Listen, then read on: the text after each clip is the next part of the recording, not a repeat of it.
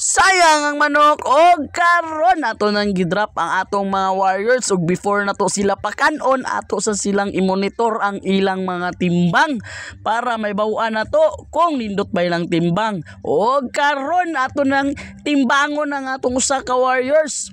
Og pasensya kayo nga lihok kay ni akong mga warriors, inaana jud na kung magtimbang ka mulihok yun na siya, pero dapat imo gyud ang iplastada para makuha nimo ang intact nga timbang. Di gyud na nimo pwede nga dili nimo siya itarong og plastar kay di gyud nimo na makuha ang sakto nga timbang.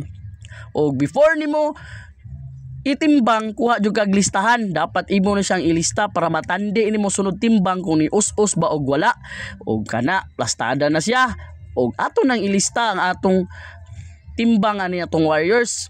Unya ikahuman na tong lista, ato nang hiposon og isunod na lista ato nang itandi kung ni us-us bag wala.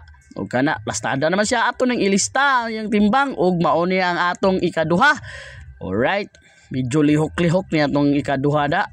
Pero dapat mag-effort yun nga dili sila malihok para plastada sila sa timbang.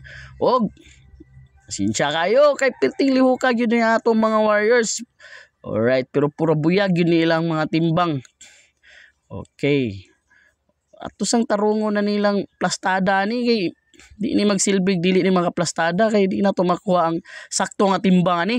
O ato ning ilista ang timbang si kaduha og mao ni atong ikatulo. Atong iplastada pod ni siya kay para makuha na to ang sakto nga timbang. Atong tarungon jud di magsilbig maglihok-lihok ni siya. Og ato nang gilista ang atong ikatulo nga timbang. Okay, o karon gigutom na ni sila, ato na ning pakanon ang atong mga warriors. Og ato nang ibutang og mating para di sila kakaon og hugaw. Og malimpyo og nindot ang ilang pagkaon. Okay, mao na tong mga warriors. O good luck ROS Brothers Game Farm, good luck mga warriors. Sayang ang manok.